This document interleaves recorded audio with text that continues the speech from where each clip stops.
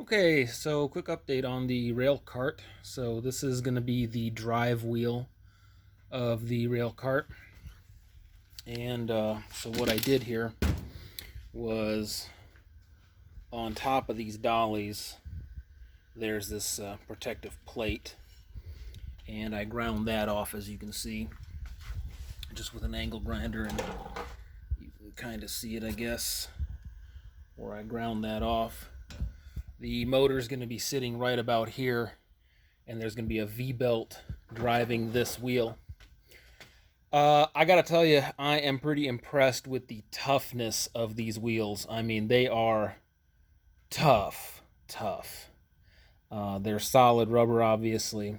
What I did was, I took this step bit and I went through and just try to remove material this way to make some indentations, and then I came through with a blade, and I'm trying to make cuts into it this way.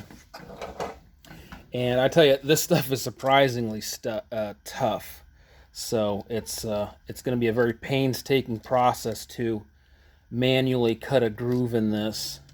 Once I get the groove cut into it, I'm going to go through with some sort of an abrasive and clean it up to make it smooth and have the general shape of that V-shaped band. But I'm a long ways away from that. So this stuff is very tough. This rubber is very dense.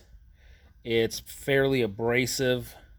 So it's going to make a great, it's a great heavy duty wheel. I'm happy with it, but it's just this, I knew this was actually going to be one of my most difficult parts, is to get a groove cut into this where it's uniform and even.